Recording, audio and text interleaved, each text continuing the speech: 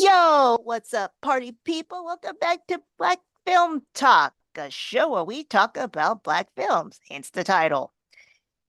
So, Yeah, it's been a while. How are you guys doing? I'm not no punk bitch. Do you have a retort to that, Loveless? I'm so stupid. I just realized I muted myself that entire time. Jesus Christ.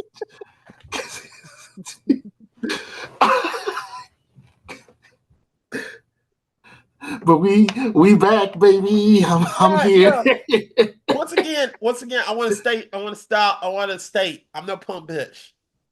We'll get to that. But thanks for the segue, because we are, in fact, covering my favorite trilogy of movies, Rush Hour, starring Chris Tucker and the infamous Jackie Chan. Jackie Chan. Yay, Jackie Chan. And this does count as a Yeah, black it- film, even though there's a Chinese lead too. It does count. All right. So nobody come after us It's for that. minority. Right, exactly. No. We love Jackie Chan here. Jackie Chan's one of us. Yeah, he's honorary. He's good. Yes, he is. He is. He Also, is. he's Fuck as you. he's as scary as the black Jackie parent. Chan got because- black in him. Can you imagine being his kid and he goes off on you? He's about as scary as a black parent. Yeah, he is. Have you not seen Jackie Chan Adventures? Shoot, forget Jackie Chan Adventures. Have you not seen Jackie Chan in all of his movies? Anyways, Yeah, I've so seen- yes, we are covering. yeah. I almost said we're covering Jackie Chan. We are covering Rush Hour. I know, right? The first one came out in 1997. Yeah. Yeah. And the Yeah. second one was in the 2000. I forgot which. Yeah, I think it was 2001. The second one came I out. want to say 2001. Yeah. And then the third one came out way later than that. Way and later, And and Way you later. notice a difference way yeah, I later. don't think we needed 3. We didn't need it. Oh, we'll get to that because I got some Oh, things yeah. to say about that one. So, so this is going to be a doozy because we're covering 3 movies that supposedly take the time span of 5 years, if my math is correct. Yeah. It's weird. It's a weird timeline versus the actual timeline. Here's the funny thing, Miss, and I'm gonna tell you, I'm gonna be straight up with you. I didn't watch any of these films to prep for it because I watched these films back to back to back so many times that I know every fucking Okay. one. The second movie, and we'll get to this in more detail, but the second movie I know like the back of my hand. I Yeah. did watch Yes. these. I did watch these back to back to back because I never saw them back to back to back, and boy, I wish I hadn't. Ooh, that broke the illusion for me so quick seeing them back to back to back. So here's the first question: When was the first time you saw all 3, each one, whatever? However you want to break this one down. When was the first time you saw these movies? Let's go with Loveless. Yeah, I got you. So for me, so the first one came out, like you said, 1997. I was actually born then, so of course I could watch it in the womb. But I actually remember distinctly seeing it on like FX when I was a kid, like back in like 2002, 2003. I remember seeing the first 2. And I remember distinctly being excited for the third one before ultimately being a little disappointed. We'll get to that. Yeah. But like I remember just falling in love, especially with the second one. I remember I used to get to the point where we bought the DVD and I ended up playing that thing so much that it ended up getting scratched up where it always, like there was always a specific part where it would always skip because of how much I played on that disc. it was the scene where the lady is undressing and Jackie Chan. Oh, I wonder why that part was all scratched up. Surely it's a mystery. I have no idea. But that's basically my history. I've watched the first 2 so many times. I pretty much know them like the back of my hand. Yes. And then the third one came out, and oh boy. We'll get to that though. We will get to that. Macklemore, how about you? Yeah, I seen the first one. I remember I watched.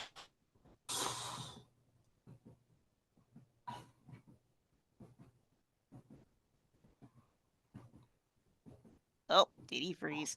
Oh. Huh? Oh, there There it you is. go. You know what I'm talking about? You froze. You froze. Oh, can you hear me now? Yes. Yeah. All right, you remember the little club, the video club that where you do stuff and you send them this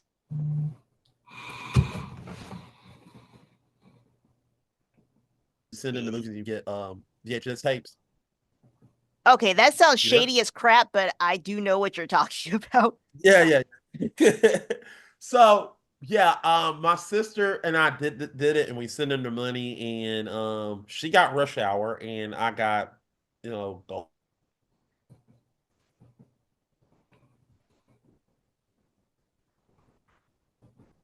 We got to watch each other's movies. I really was into watching Rush Hour, and I loved it. I loved the shit. So then finally Rush Hour 2 came out and we went to go see it and it was hilarious. I think it was 2001. I didn't get to see it in theaters. I got to see it on VHS.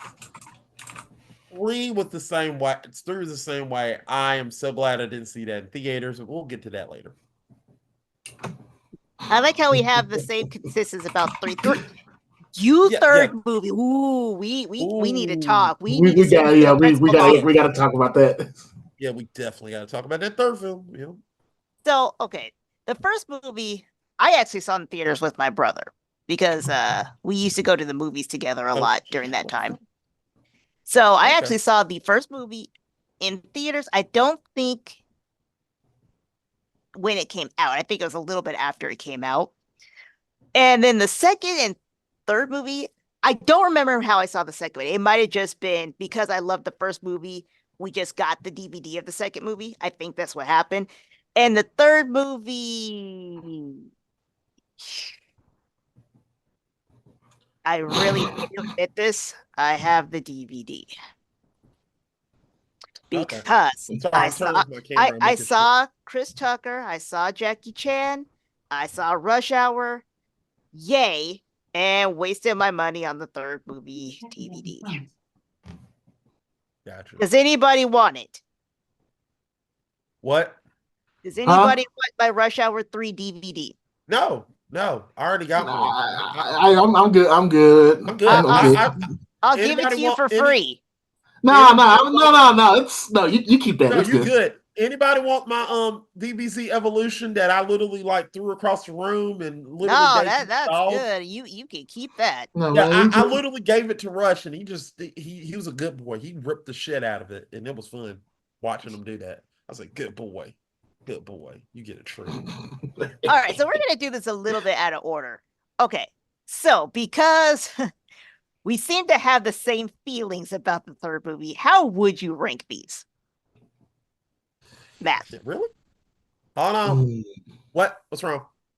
What was the question? Sorry, how would you rank these movies?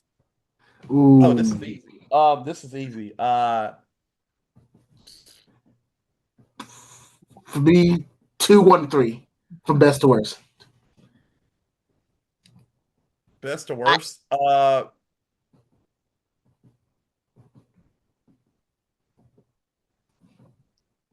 2, 1, and 3. Yes, so we all agree. Yes. Okay, so that's a bet. Yes, the second movie really was very well crafted. It was probably the funniest, and I think it made Chris Tucker and Jackie Chan shine the most. Yes. Oh yeah, absolutely. Yes. Like their talents were probably the best in that particular movie. Yeah, because at that movie, you're past the whole we're two different cops, we kind of butt heads. Now they're just actually cool and friends, so they actually get to banter more in a fun way, so you can focus more on the actual story than this whole clashing. Exactly. I kind of like that they led that into that in the first movie, because you start to see that transition. They really did build a friendship, and in real life, they actually did build that friendship, and you can see it formulating in the movie. And I just love how it just evolves, and even in the third movie, it still evolved. It was just a really interesting movie. It is a film that was shot. That was a film. It was the third film that was a film in that trilogy that exists. It is about 90 minutes long. So I have another question for you, because I personally do not have a sharehold in this particular topic, but all three of these movies have very pretty ladies, very pretty leading ladies. Which one was your favorite? That's a good question. Huh? I mean, I can answer the question, but my take on it would be a little bit different. So what was the question? Because I froze again. I keep freaking freezing. It was just out of all the leading ladies from the movies, which one was your favorite? I think I know what your answer is based on that laugh. I think we're thinking the same thing, because I think I just. Oh, so go ahead. Say them. Say what your answer is. Go. Hold on. I got you. Gotta let you warm up to it. Yeah, no. I already know. I already know my answer. What's your answer? Huh, I was like, I'm trying. Rosalina was hot. I'm sorry. I had a crush on her ever since I saw Rosalina. Rosalind Sanchez. That is the lady from the second movie. Isabel. Yep. Agent Isabel. Agent Isabel. I had a crush on her when I saw her. I was like, ooh, hot. She's beautiful. She is a very beautiful. So she still looks beautiful. good. And you know what's messed up? She's another one, just like Michael Jai White. She does not get her props. Nope. Because she's actually a really good actress. She's funny. Yep. Yeah, I liked her in the game plan. Here's what's funny. I agree. If I went that direction, I would choose Rosalind Sanchez. However, I am a huge fan. R.I.P. to Elizabeth Pena. She was in La Bamba. I liked her acting, because I liked how she threw it back at Chris Tucker. And that's the lady from the first one. Yeah. I liked how she was more of the no nonsense. I know you didn't tell everybody we slept together at the Christmas party type. That's true. Okay. Now, the bad thing is I would not trust her in a hostage situation, because she seems to not work well under stress. She don't know how to hold water to save her life. Ooh, she got lucky on that bomb. Because we all know if that was a real bomb, or if that was for real, she probably would have killed that little girl by accident. Man, what? I'm just over here like, stop. Like, bro, will you just hit the button? This is your job, bro. Like, literally, this is your job. What are you doing? Now, in terms of, because I'm going to switch up a little bit. In terms of leading evil guy, I think this is the one credit I'm going to give to Rush Hour 3. I like Kenji. I like Kenji, the character. I don't like what they did with him. Okay. So we're kind of on the same page with that, which is great. Because I was like, out of all of them, just off the top of my head, he's the first one that comes to mind. Because I find the whole concept of Lee's little, basically, foster brother, which that was a four-story plot. That was a four-story plot that they put. Man, what? But I was like, you know what? I like the idea. Of pitting them against like Chris Tucker, and then being like this whole like, he's my brother, you're not my brother. Like, I like the idea. The execution is a whole different story, but the idea was actually pretty neat. Right. And honestly, if they wrote it differently, it could have actually worked in the story. It really could have. It could have worked a lot better. No, Like straight up, like it's they would have to kind of rewrite something in 2 a little bit. Like maybe not make them as close in 2 for it to, be able to transition into 3. yeah, And that yeah, and then that would be the plot. But like you said, I like the idea. I hate the execution.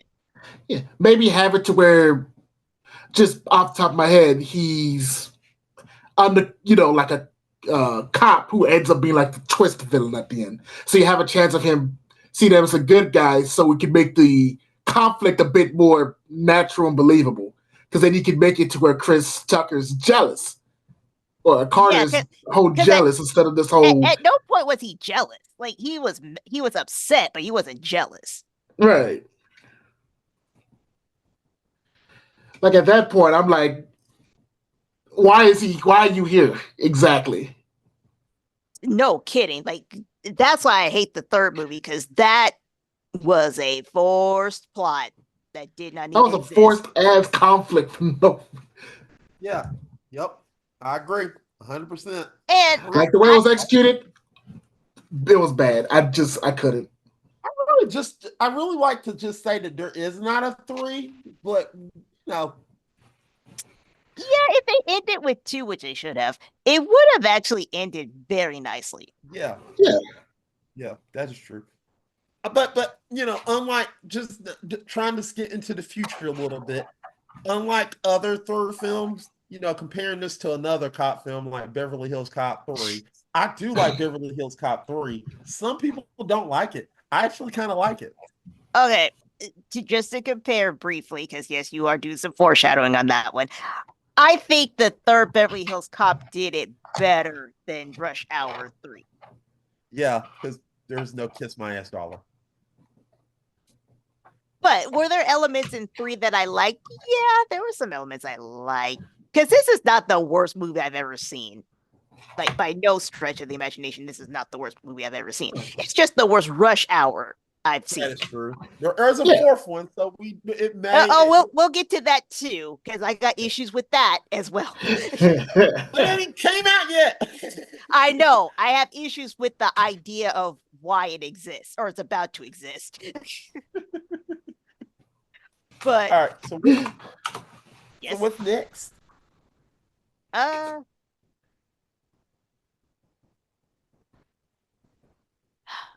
Okay. So here's another thing that I noticed about all 3 of these movies. And movies like this tend to be the same. And I mean, like the buddy cop type movies. Have you always noticed that all of these crimes, and this is appropriate for this particular show to say this, are ran by rich white men? I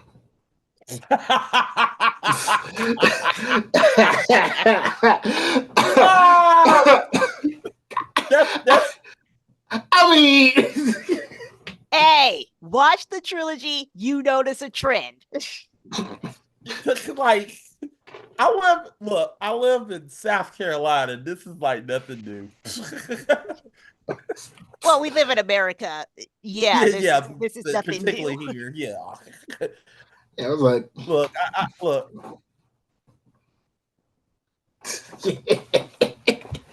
But that always kind of bothered me about the plots in general. It's okay, so they focus so much on the triads in these movies, just for it to really be the rich white man behind the triads. It's like, how white men are in the triads?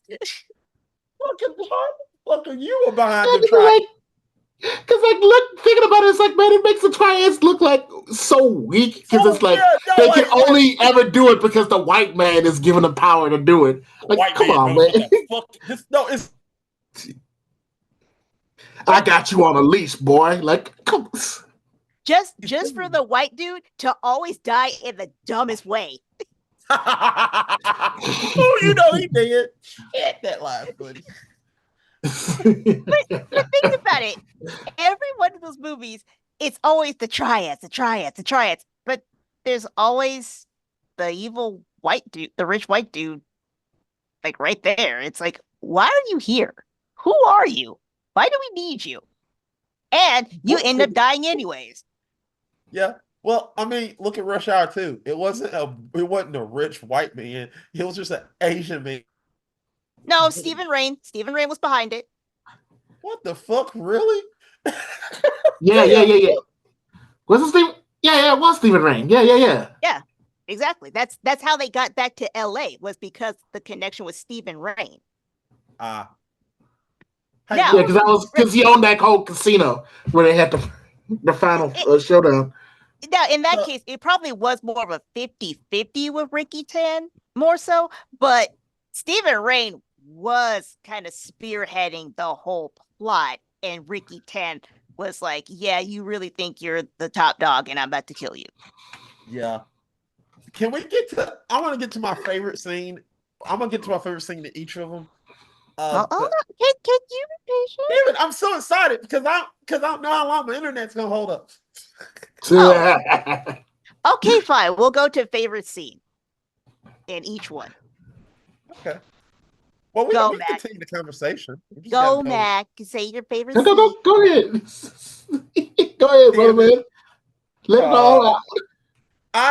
I really, really, really, really love the negotiation scene. That scene always make me laugh. In the first one? In the first one. We're going through each one. Okay. How much money you want? $50 million. $50 million? What do you think you got, Chelsea Clinton? Chelsea Clinton? She'll always give me. Who do you think you got, Chelsea Clinton? Oh, hey, the bad thing about that scene is dated now. That's a dated scene. Dated scene, yes. But it's still funny. That is a 90s ass scene right there. Yeah, but you want to know something? But here's the funny thing. Chris Tucker would have spun that and made it even funnier, because if he did that today, what is it? Like, if he done that like when Obama was president, it's $50 million. Who you got? Obama's daughter? I mean, it would work. Like you could actually take out whatever president put their daughter in, and it would work. Yeah, he would have made it work. It just was so funny because he just was like, they all looked at him like, what? I just love that scene. What about y'all? Okay. This is terrible, but the scene where Jackie Chan does say the N-word does crack me up. You know what? Zach said the thing. That was Zach's favorite scene. That was Zach. Because you can tell Jackie Chan was not comfortable saying that word. Just what's up, man? But you know what's funny? If you actually listen to what he says, he doesn't say the word. There's a CK sound he says in there, so it's not the actual N-word. Yeah, it's not exactly the N-word, but it's close enough where it's like, ooh, boy, you teeter that line. Zach made sure he got the sound bit, and he's like, no, he is not saying it. He literally said, he's not saying it. I was like, he's okay. Not. He's really not saying it. He never wanted to say it. He was really uncomfortable saying it. He was like, no, I don't want to say it. But that scene cracks me up because of the fact that this is that problem that a lot of people who are not part of the culture struggle with it. You know you're in the But I think it is a good representation of, so this person can say it, but I can't say it, even though I'm saying it the same way you're saying it. You know, by no means did Jackie Chan mean any disrespect. He thought that I mean the character, Detective Lee. No, Detective Lee didn't mean any disrespect. He thought that was a term of endearment, just for it to not be. Yeah, which is funny. It's funny as hell. I love that scene. And then just for him to have to say it again, like he thought he said it wrong. It's like, no, you said it right. You just should have said it. Yeah. How about you, Loveless? Ooh, for me, it's that I want to say it's that scene when Chris Tucker shows down against Sang. I think he was. So The guy who goes, I finally found your sweet and sour chicken ass. That line used to crack me up to no end. I was like, hey. He was That like, I'll line- kill him. I was like, go ahead. I don't even like him. Go ahead. That line is racist as MF, but you know what? That's why it was like, It's just for some reason that line always like sticks in the front of my head. That's like one of the first things I remember from the original Rush Hour, besides like the negotiation scene. yeah, negotiation scene just is hilarious. Like they all like, you fucked this up, bro. and you know what else is funny about You fucked this up. you know what else is funny about your scene though, Loveless, is Sang's reaction to it. He's like, "Excuse me." Like, I know, right? Just I like, what the fuck you just say to me, bro? oh, shout out to Ken Leong because he's also a fantastic actor too. Yes. Yes. Oh, He yeah, for was sure. Was he on Lost? Yeah, he was on Lost. Yeah. And he was also in the movie Old. I also have two backups. I really love I love the street food scene. That shit's hilarious. Don't you got some soul food? Wait, he didn't say, he said some hot wings and fries. The hot wings, And then yeah. the guy was like, "We don't got no soul food." He said, "I didn't say nothing about no soul food." I don't bump it. I don't bump it. I don't bump it. Y'all bump it. I ain't no bump it. You didn't y'all bump it. You said you ain't no bump it. You ain't no bump it. I ain't got you no bump it.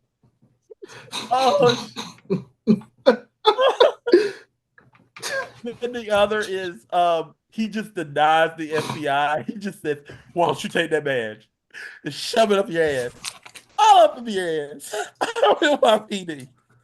Wow. You know what? I meant to mention this a little bit earlier. Did you notice that Chris Tucker has a very similar delivery to Eddie Murphy? He does. He does.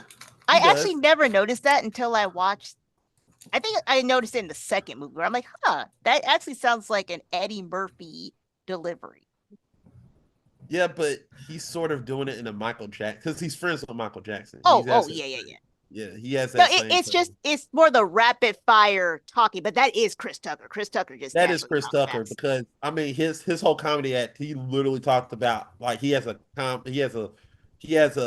routine where he literally says he's a Michael Jackson's a pimp and he says, "Come on, girl, fucking come on," stuff like that. Oh yeah, when he was on his Yeah. Def Comedy Jam tour. yeah, that shit was hilarious. All right, so let's go to favorite scene / line in 2. Can I go first? Yes, you can. Go ahead, brother. Damn. Yeah. I had it on. I'm laughing as I'm talking about it. I love Don Cheadle. I don't know how the fuck he does it. I didn't think he was a serious actor. I thought he was a comedic actor because of this shit. But that motherfucker is funny as hell. Even in the deleted scenes, is hilarious. But the Kung Fu Kenny is legendary. That is the most legendary scene What? in Rush Hour 2.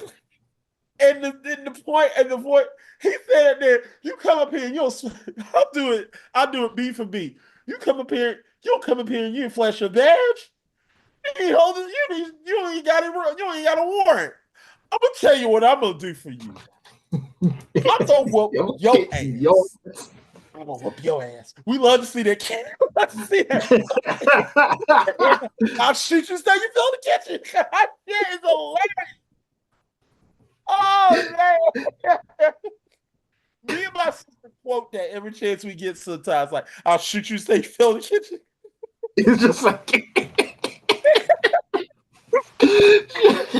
Shit's hilarious. But you know what's funny about that scene is the way he delivers that line so seriously that it makes it funnier. Funny. Like it's just Right. Don Cheadle. delivers that so. It's like he's trying to outdo Chris Tucker, and then you can tell Chris Tucker is like broke character several times. It shows it because he was trying his best to be serious. And it's even funnier in the deleted scene. We love to see that, Jackie. We love to see that. We love to see that, Jackie. We love to see that. We love. His name is William Johnson.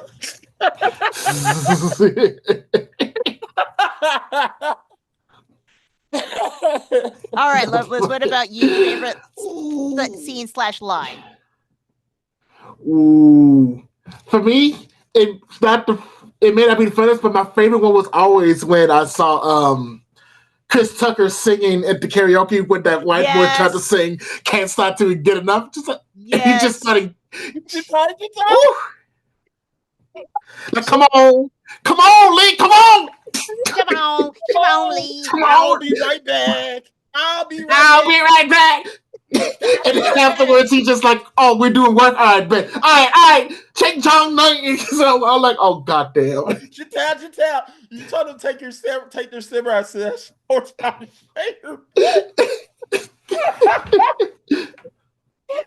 film is just so hilarious. There's so many good scenes. I agree that's spot on. That one. The first time I watched that, I actually had to stop the movie and rewind that whole scene. Oh, I had to rewind that too. But, yeah. Just like I've been learning Chinese. I was like,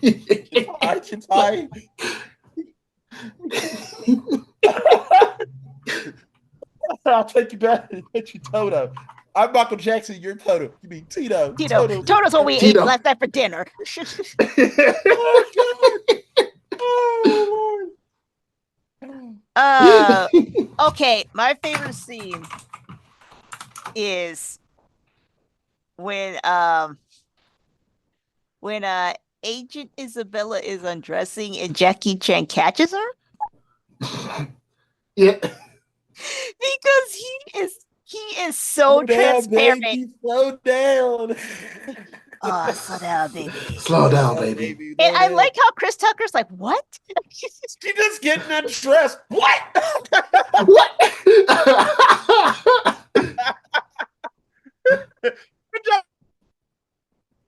But that whole scene, like he starts by saying, or Chris Tucker's like, what's she doing? Oh, nothing. Really, She's just standing there doing nothing. Just undressing.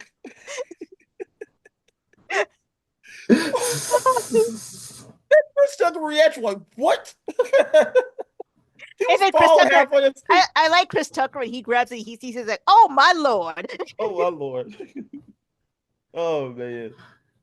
Oh man. Now there's another scene I do like, and that is when Chris Tucker's on the boat and he tries to hit on her. And she plays it because I think it's something I would do. If I knew somebody was lying like this, I would just play it up to see how far they would go with the lie. So I like how she just let him talk, and she's like, "Oh, really? Because the yacht says Red Dragon." And he's like, "Oh, I got on the wrong yacht. No wonder my key didn't work." Dude, I still remember. I think it was like. Not a scene, but I think one of the lines was, what was it? One of the bosses was like, we got Lionel Richie. And he was like, Lionel Richie ain't been black since the Commodores. Like,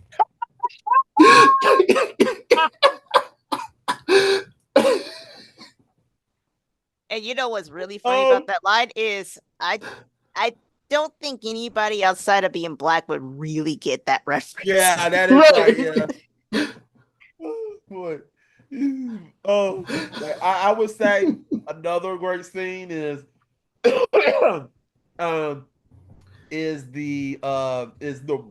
the woman coming in with the bomb, and he just literally said, like, no, he actually thinks he kills her, and he just said that we could have had something, we could have been something, but you weren't crazy. Yeah, he's on the roof and she breaks the bomb over there. She's like, what are you doing? He's like crazy ass. Just like, bro, and then the deleted thing, the outtake of damn. He gonna be Rush Hour 3.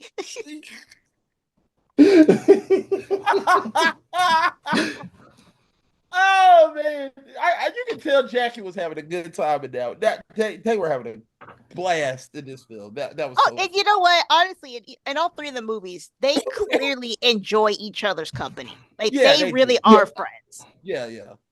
Yeah, Mm. absolutely. Like I like bet you that chemistry just oozes from oozes like like the they know dialogue. each other like you could tell like you could feel when in that film where when he thought Carter was dead, you legit felt like yeah Like he was going to go it to was the end. almost like he thought Chris Tucker died. Yeah, he thought Chris Tucker died and he was going to go to the ends of the earth to find the killer. You know, and that comes with the greatest one of the title lines. Carter, you supposed to be dead. You not yet. Do anybody understand the words coming out of my mouth? Nobody Man, understands the don't words understand the words that coming out of your mouth.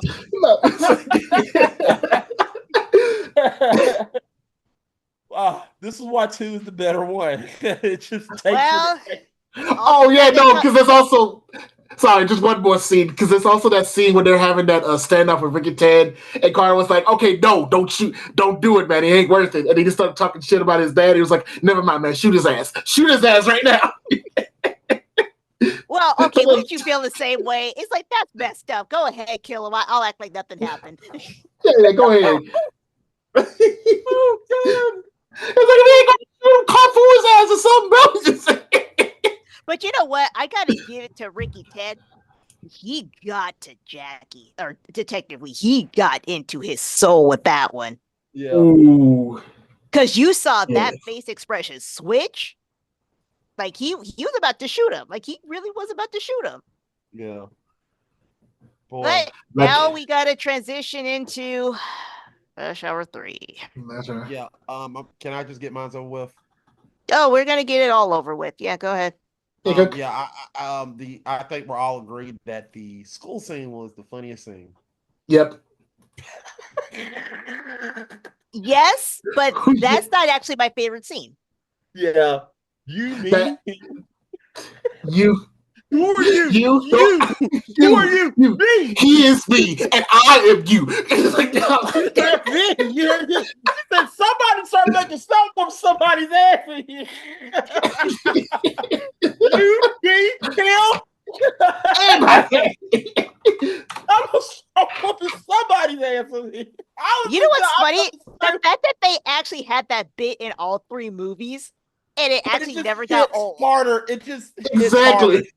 it hits harder in that film because there's so many funny scenes in 2, but it's just so funny. It's just hilarious that is literally the one that sticks out in 3. Oh yeah, that scene's iconic. Yeah, like you. Me, That whole dojo scene, because even the part where Chris Tucker is like trying to find the locker and he opens the door and there's a huge Asian man like right there. Just I'm wondering, is it the nun scene with you? That scene made me laugh. That's probably my favorite line. Like that line where he was like, thanks, sister, no problem, brother, and they slap hands. that made me laugh, but that's still not my favorite scene. All right. Just like he called you the N-word. That scene was tense. Like when she started like praying in French, I'm like, oh, is somebody about to really get shot here? Like they were building that exactly up. what to do. Just You knew exactly what to do. You know what? I've never been to a Catholic church, but that's an OG nun right there. Yeah, that's an OG sister right OG there. Sister, yeah. She gets an honorary card because oh my goodness, if I need some help, I'm calling her. Okay. So my favorite scene actually is a scene that's not particularly funny. It's just actually really cool. And that is when they were at the cabaret show or whatever. I think it was a cabaret show. And Chris Tucker starts singing The Closer I Get to You, and Jackie Chan chimes in, and that's him really singing. Oh. I actually really like that scene because Jackie Chan is actually a professional singer. And this is one of the rare times you hear him sing, and he actually has a really nice voice. What can't Jackie Chan do? Apparently Probably be nothing. tall. That man is superhuman. Yes, And he is. what wasn't he in a movie called Superhuman or something like that? Yeah, here's the thing. There were so many times that if you look at the stunts, there were so many times that he should have been unalive, and it's just amazing that he's still able to walk today. It's amazing. He's like 79, 80. And he can still walk. It's just amazing.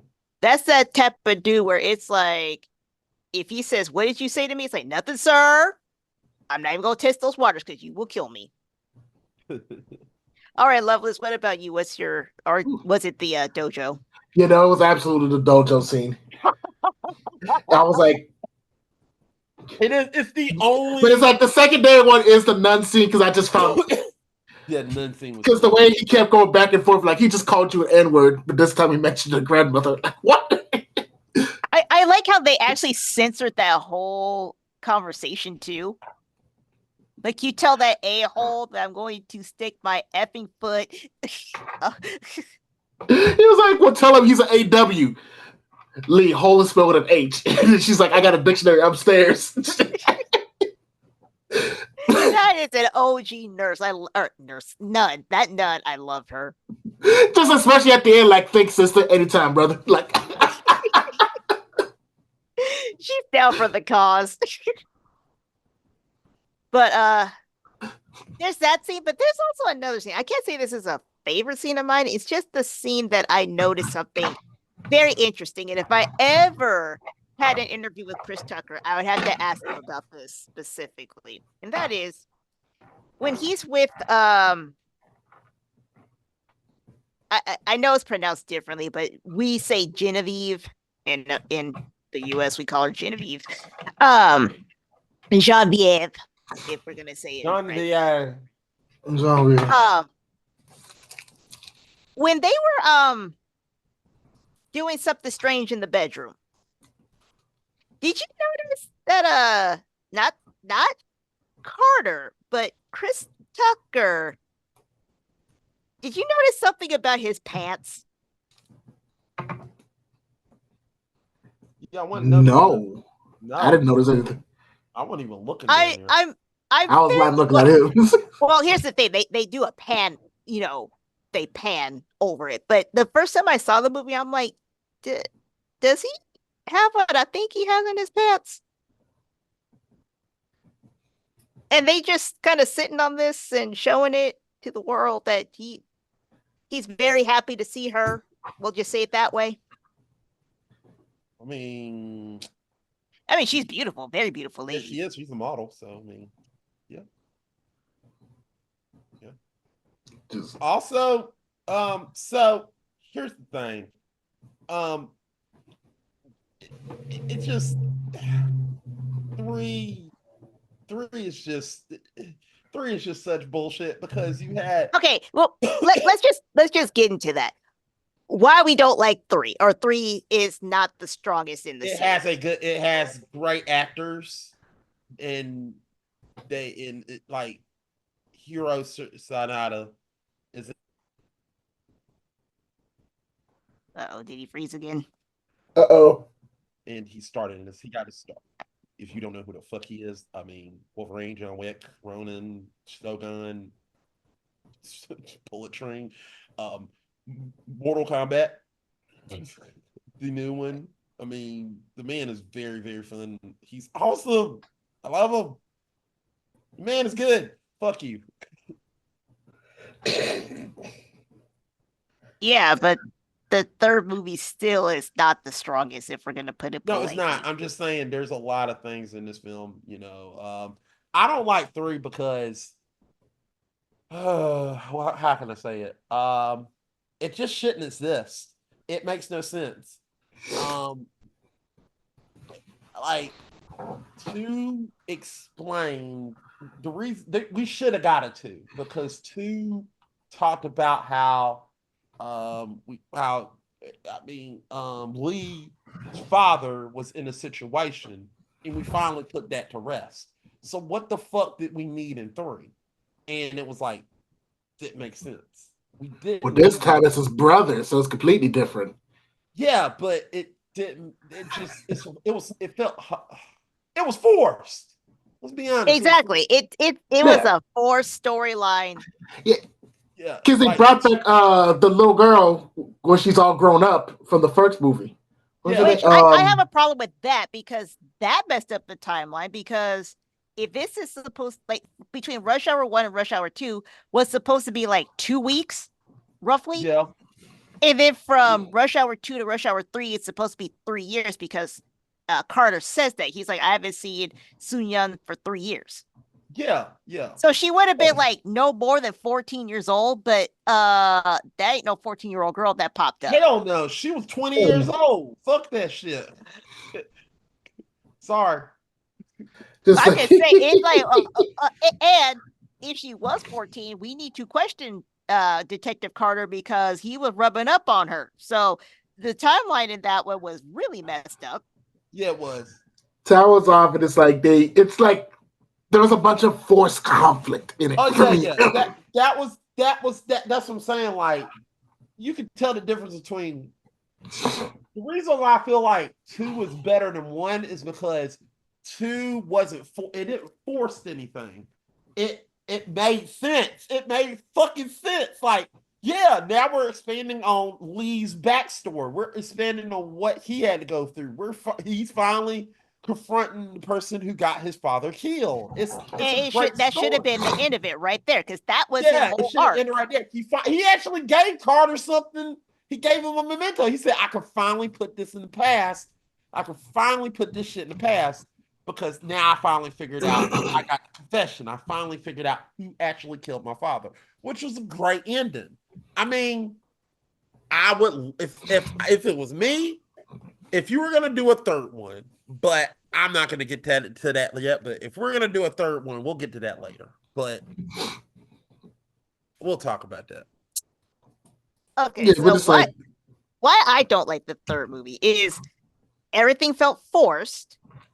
It didn't make sense, and even the jokes felt more forced in this one.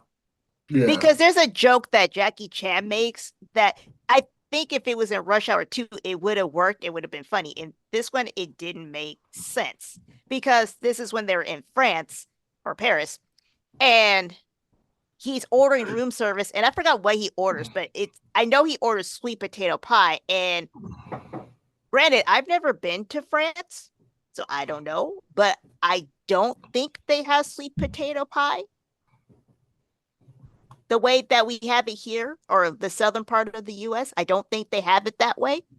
So for him to order, I think he said he said fried chicken and sweet potato pie. It's like, that's not really that funny here. Because I can't imagine ordering that in France.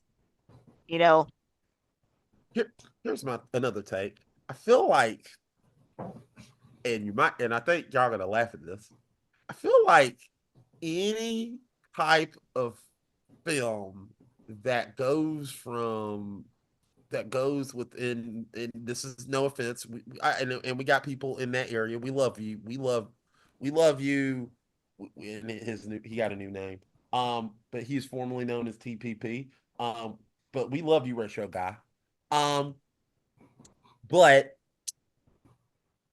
I feel like in that circle area, in that European area, if the film takes place in that area, 9 times out of 10, it's not going to be a good film. Ooh, that's a hot take. Think about it. Here's the theory. Think about this for a minute. When Jackie Chan did Shanghai Nights, do we like Shanghai Nights? I'm going to admit, I totally forgot that movie existed. Exactly. I like Shanghai Noon, but Shanghai Nights was not that good. European Vacation was okay. Euro Trip was great, but that was not a sequel. That was the original. I'm saying if the sequel takes place in that circled area, it's not going to be as good as the original. I mean, Deuce Bigelow, man, Deuce Bigelow, European Gigolo. Sucked ass. Idiot. Also, okay, so these movies don't shy away from the racist / stereotypical jokes. They don't. They put them out in the front. Yeah. But with the third movie, I'm like, okay, you are really ham-fisting these. Yeah. Because I like George, like the character George, the cab driver guy. I did like him. I thought he was funny after a point. Right. But they kept doing that whole, oh, you stupid Americans, and blah blah blah blah blah. We spit on your grave. It's like, wow. Wow. When did this turn? Where did I feel like that felt like a whole blind circus type of deal? And also, just for him to switch in the next scene, like he gets into one shootout and then he's like, "Oh, I love America. I'm going to be American." It's like, okay, Okay. what was the point of that? Alright. All right. Fuck you. Now, That's the way I felt when he said that. This feels I so That's a I good for did you. like I Anyway. did like the interaction between him and his wife because I liked how his wife called him stupid. I thought that was funny because she was like, stupid.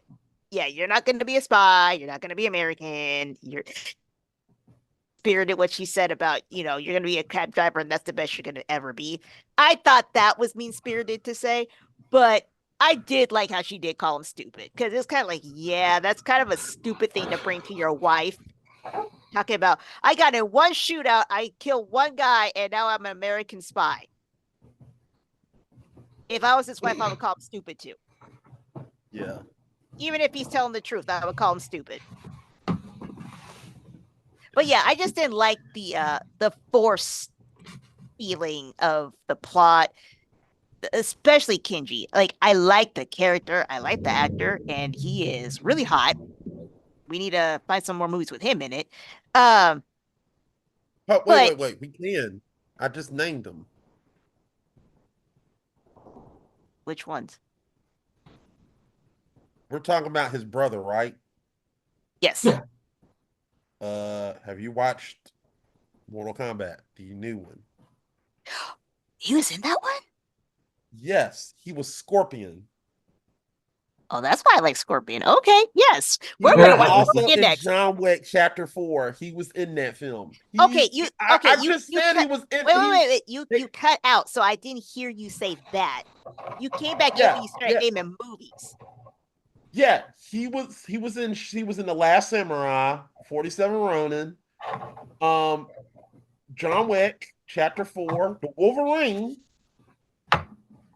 Bullet Train. I mean, the man's been acting for a while. He was in The Ring. I don't think.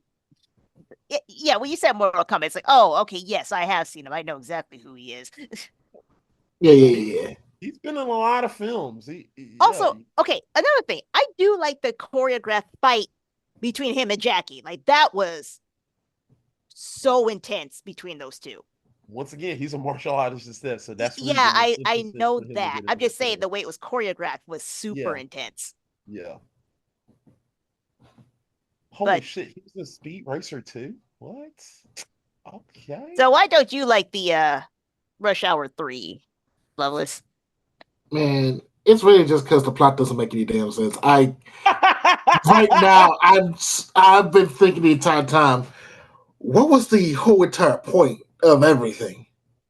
Because I know his brother, made an attempt on the ambassador guy or whatever, and because they were looking for it later. Yeah, because they were looking for a girl who, Genevieve, who has all the names of the leaders tattooed on her forehead. Why they didn't just use a pen and paper?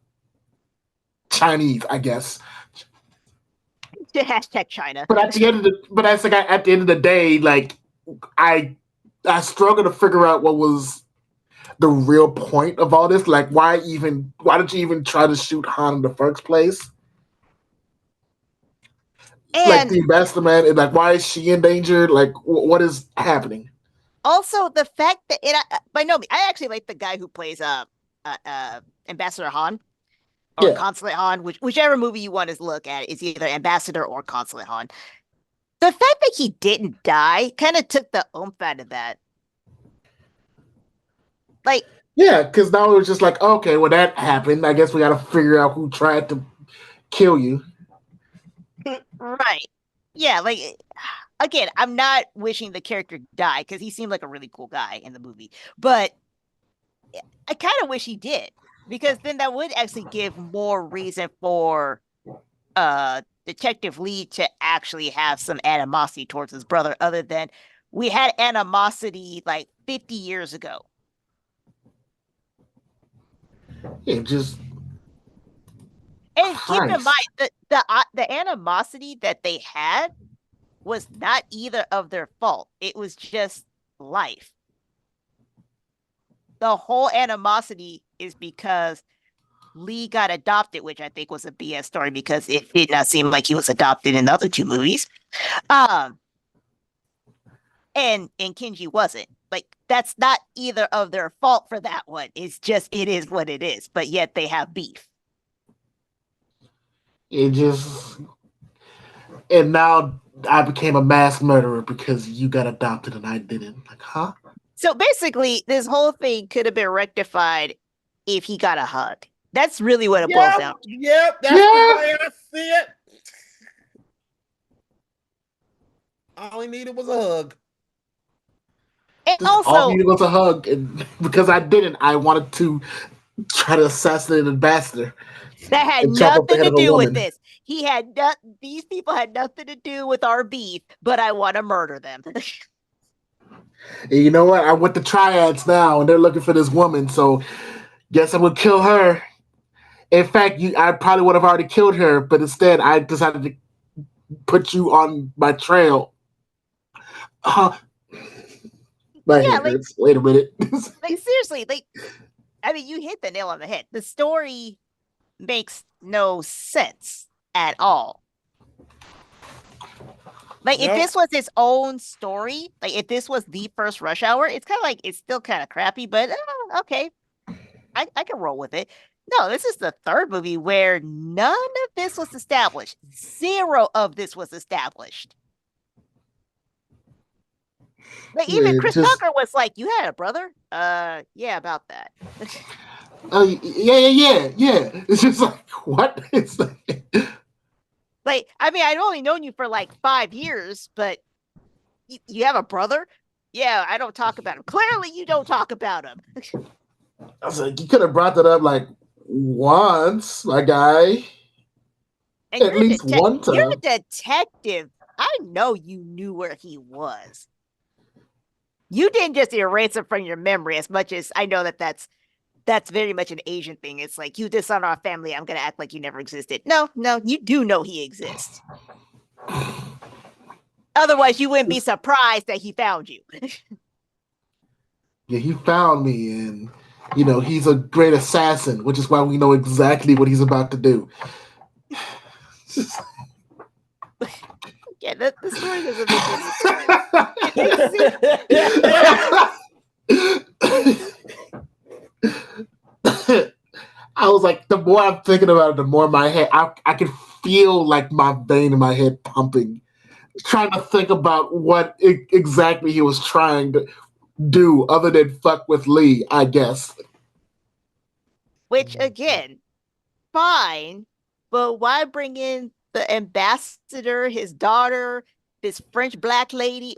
Why bring them in? My G, you have a whole job you gotta do. You can do that first and then mess with him if you really want to. And also, you still didn't do your job. Man.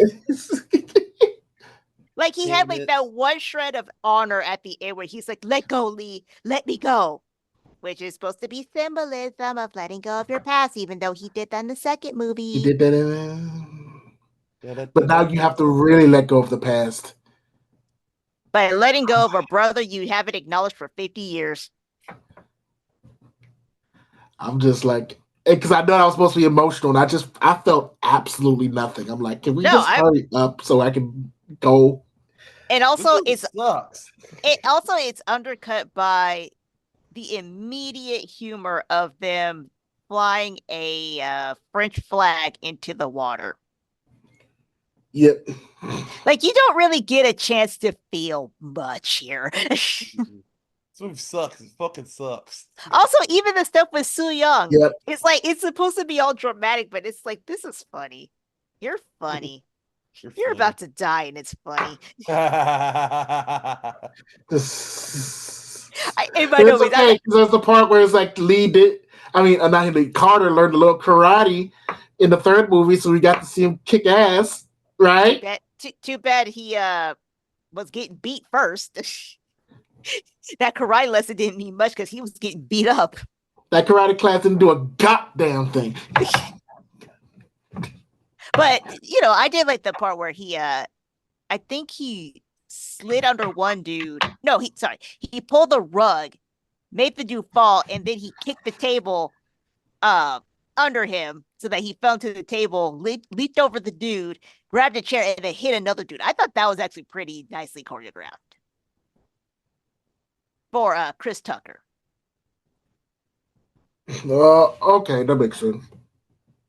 Again, for Chris Tucker, because Right. you don't tend to see too much with him in terms of fighting. Well, yeah, because obviously he's not as well trained in combat as Jackie Chan. You really just see, I mean, because in the first two movies, it's really just Jackie Chan kicking ass, and Carter is there. Yeah, Carter kind of bumbles through it helping. He's helping the best way he can by screaming. But it's like it gives a little bit of like levity towards the whole combat that's going on. Right. But here it's just kind of like it's I don't know, it's kind of whatever. Like the action scenes are still good, but it's like the emotional weight behind them was just kind of non-existent. Exactly, and that's why the third movie is not the strongest, and this should be the strongest one. Also, even when they punched out the French detective guy, and Mac, you should know who the French detective guy is played as. Do you? Huh? Do you know who the guy who plays the French actor or the French detective? Not really. Do I know? You trying to say I know or I should know? You should. You've heard of the name Roman Polanski? Ooh, yeah. That's him. Yeah. Wow. Whoa. No wonder he could do the film. Okay. And for those of you who don't know who that is, look it up. That's a very if he was in America, they would lock his ass up. If he was in America, he would be sharing a cell with Harvey Weinstein. Oh yeah, he would not. No, they would have locked his ass up as soon as he stepped into the United States. Hey, I'm home. Yeah, you home. Roman Polanski is a very interesting person to research. Yes. Very interesting. Very interesting. Yeah. When you said Roman Polanski, oh, yeah, no wonder he was in the film because it was outside of America. Yeah, he was allowed to be in that film. He just couldn't be on American soil to do it. No, he couldn't. Yeah. Because they really are trying to say, hey, can y'all bring him back to America? Nah, we love him, so we're gonna keep him in France. Yeah, but we want him back in America so we can send him to jail where he belongs. Oh yeah, no, be part of the next Rush Hour. Yeah, you ain't gonna play me. You ain't playing me. Nice try. Nice try. Yeah, he didn't do that shit. He ain't gonna seek him here in France. That chick gonna stay in France forever because he ain't never gonna see a sale. I ain't never seeing a sale. The only way you gonna get me, I can get that chick said, I want you want to kill me. Like he's like he gonna go down there and say, he said, hey, Polanski, we got some Twinkies. Fuck that shit. I'm in France. They invented Twinkies, bitch. Yeah, you can. Bro, you can mail that thing to me. It's fine. Yeah, that's why they got Amazon. Look. Amazon, bitch. But yes, for those of you who do not know that name, research that name. It is a very interesting story. Yeah, it's a fun little project for you. Yeah, and it also explains why you will never see this guy on American soil ever again.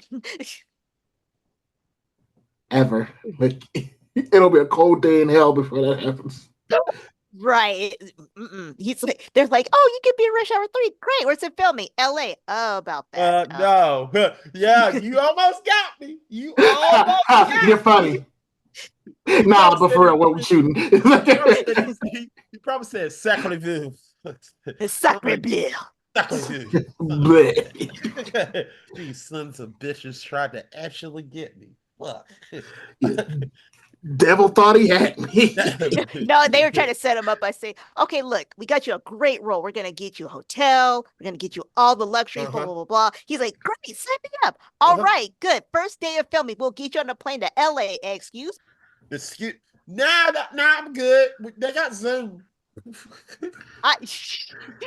I'll record all my scenes on Zoom.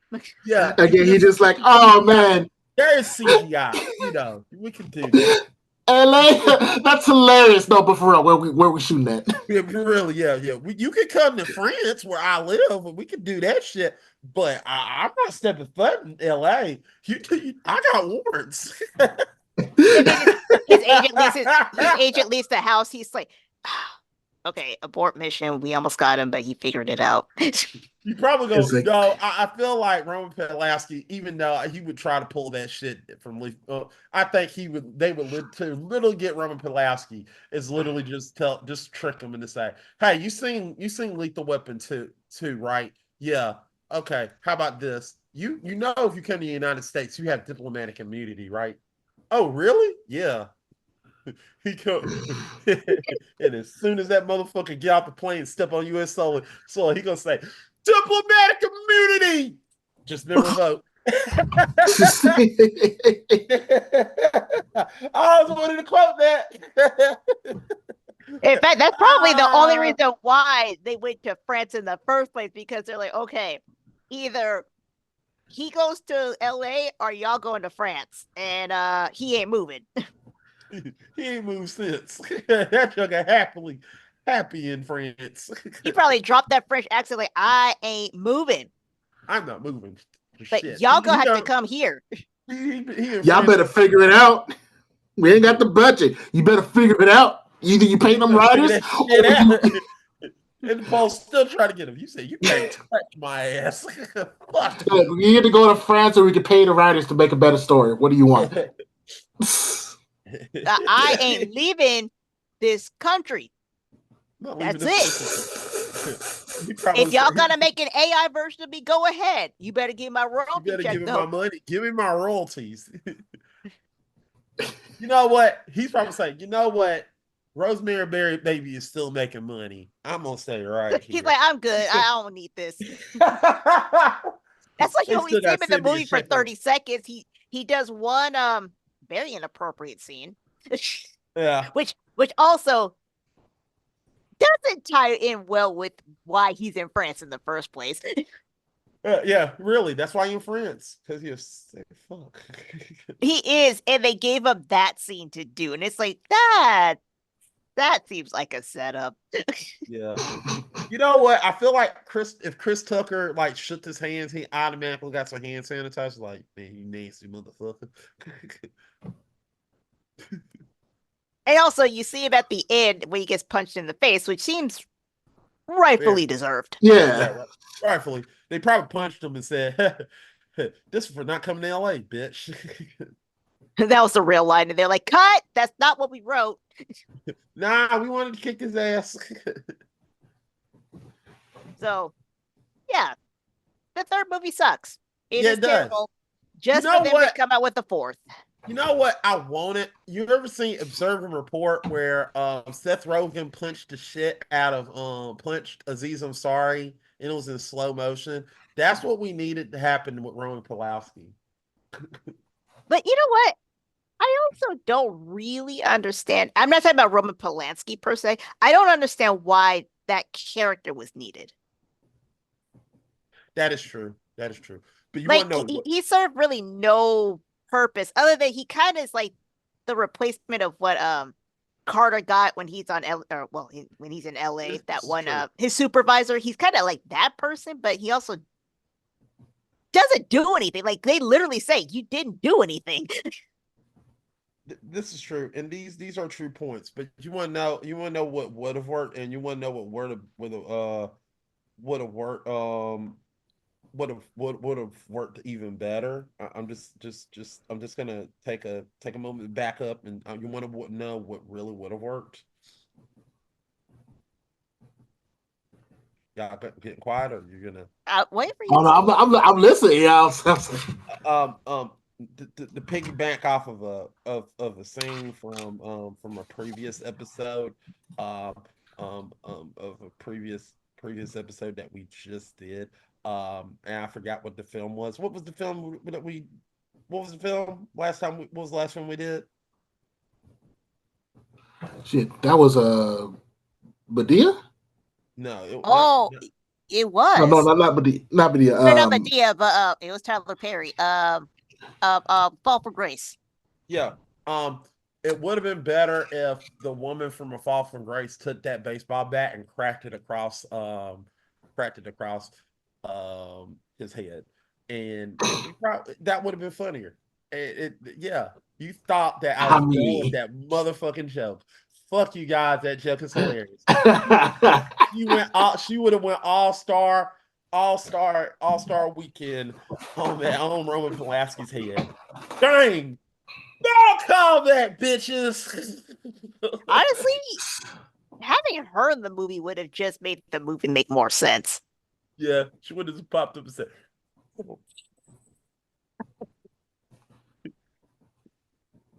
all right, so go ahead. Oh, I was, or she would have went. You didn't hear that? She would have said, "Out of there!" Oh, see you. Home run. Like Wii Sports.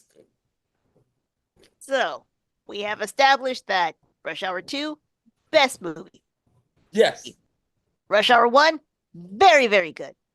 Rush Hour 3, Brett Ratner, what were you thinking?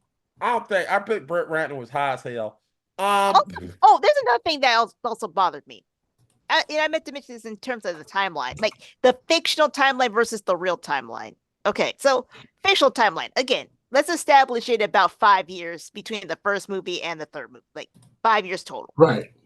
Between the actual debut of Rush Hour 1 and Rush Hour 3 was probably a good 10 years plus. And you notice, if you watch it back to back to back, you notice a huge difference in how Jackie and Chris look in the third movie. And they try to act like, no, they're still the same ages. Like, no, they're not. No. No, the hell they're not. No, they're not. That man has gray hair. He's not. No. Y'all dyed the crap out of these guys. Yeah, that was a touch of gray. If I have not seen it anyway, they were doing a touch of gray commercial for some of the bitches. Now, that's not to say they didn't look good, because they still look good for their ages. Yeah, them jokers had a touch of gray. I'm gonna be honest. Right, like they were trying to hide their aging. It's like, see, you guys could have made this later. Like, you guys could have actually stuck to the actual timeline where it's 10 years later, because then Soo Young would have been 23. Would have made sense. Yeah, it would have been interesting. Also, I mean, I would have loved to see a Rush Hour 4 Rush Hour 3 where they're actually, older people in the nursing home. That would have been fun to watch. Or retired. Older in general. Yeah, like, because they weren't like massively old. Like, they could still do this kind of stuff. That's the thing. The thing about it is, I feel like Rush Hour 3 kind of like started this whole trend of thing, because when you had Die Hard, you had Die Hard 1, Die Hard 2. Like Die Hard 1, great. Die Hard 2, it's there. Die Hard 3. Oh, sorry, I'm not gonna call it Die. Die Hard with a Vengeance is the best one of the series, and then you get Live Free or Die Hard, which was great. It was interesting, and then you got the fourth one, which is dog shit. Dog shit piled on dog shit with a literal fire stick, with a literal firecracker on top of it, with explosive diarrhea and a big soggy ass cherry on top with sewage on it. It's pretty bad. But you do have a point, because didn't they also, like, not too long before or after come out with Lethal Weapon 4 or 5 around this time too? When they did 3? Yeah. No, Lethal Weapon 4 been out. Okay, what was the last one? Lethal Weapon 4 was the final one, the last one. Okay, because or maybe I Well, saw Lethal Weapon yeah, 4 and Rush Hour 3 no, around the like same time. I will take this. Let me give for instance. Lethal Weapon 4 is technically the last one because it's the last one they made. Because Right. it went because one I could go and we're eventually gonna have to do it because Lethal Weapon 1 was I thought Lethal Weapon 1 was fun. I won't say it's the best, but I thought it was fun. And I think he froze again.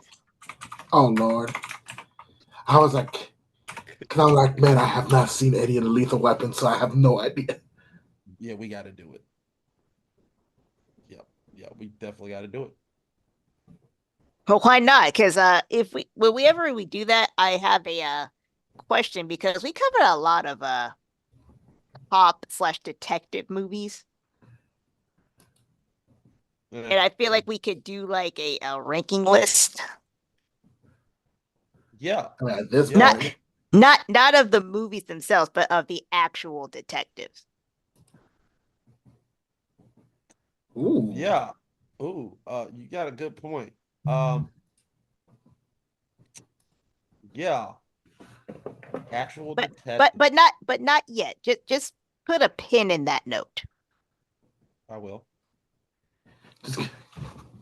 Just gonna save it. Just put a pin in Yeah, it. because we have at least two to cover, and that would be can we actually do Die Hard? Because Die Hard technically stars a white guy, so we can't do Die Hard. Oh wait. Well, no, it still stars Bruce Willis, even though Oh no. I can make a point that Reggie Vell Johnson. Reginald Vell Johnson saves the day at the end. So fuck Right. it. We can put it on there. He saves the day. The black man saves the day. And it makes it to the end of the credits. Yes, exactly. And not only that, he saves the day. And then the story is he shot a kid, and then he goes up in there, and it's so awesome. I shot a kid. I ain't gonna shoot nobody. And then the guy pops up, and he just goes and shoot him twice and kills him. And you feel like, holy shit, it's him. The black man saves the day. I know we're going off topic here, but in terms of Die Hard, Reginald Vell Johnson's character story was actually more interesting than Bruce Willis's. It was. It was. It was. Yeah, it was. Even if they had like throwaway lines like, "Oh, I shot a kid," no, we need to talk about that. How did that happen? That happened. Yes. I wanted to know more about it, but it's like he did that. But I get it. But here's the thing: I get it. It's to calm John McClane down because he is in a terrible situation. Right. To calm him down because when he talked about how he shot a kid, he was literally taking a glass out of his foot. Right. So yeah. It just so happens that I don't know what is it, but I don't know if it's racist. I don't know why they stopped doing it, but it feels like the first 3 Die Hards needed a token black guy in here. Well, I think that was just kind of the thing because a lot of movies did that one. All 3 missed. All 3 of the fuckers had a black man in it. Yeah, they did. Yeah, like from Reginald Van Johnson to I forgot his name in 2 to Samuel Jackson in the 3rd one.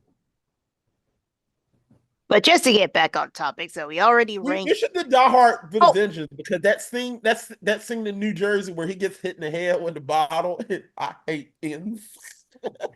So okay, we already ranked like what order we think best to worst is. So how would you rank them out of 10 each one? So let's start with Rush Hour 1. How would you rank that one out of 10? Let's start with Loveless. Yeah, go ahead, Loveless. The first Rush Hour? Yes.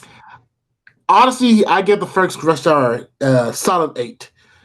Because, of course, some of the whole, like, building a relationship thing, while it is nice, it kind of drags it down just a bit for me. It is like I can tell they're still trying to find that whole voice, their whole voice, but it's still a solid movie with a bunch of solid jokes, for sure. So I'd give it an 8. All right. Mac? I agree with Levels. I would give it eight, eight steering wheels out of 10. Handcuffed steering wheels out of 10. Which is illegal, actually. So Carter did, in fact, break the law. Yeah, he did. Yeah, absolutely.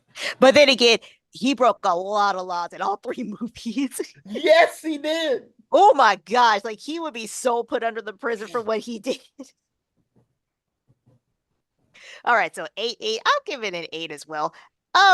Yeah, it's a very solid movie. And I agree with Loveless. It was still trying to find its footing and not try to copy exactly what other movies of the genre were trying to do, and that was very clear. I knock off a little bit of points because I do laugh at the jokes, but I can admit, did they age well? No, they didn't, but they're still funny. So, Rush Hour 2. Let's go with Mac. Yeah, this is really, really funny. I actually love this. The fact that Sean Cheadle, the fact that Kendrick Lamar stole Kung Fu Kenny from Sean Cheadle makes this even more iconic. There's not a lot of films I get that tattoo, so I sadly got to give this a 8 point. I gotta give this a 8 point. A solid 8.5. Brawl badges out of 10. That's also another funny line. Actually, I was gonna go with the burning dollar, but I feel I'm gonna leave that for somebody else.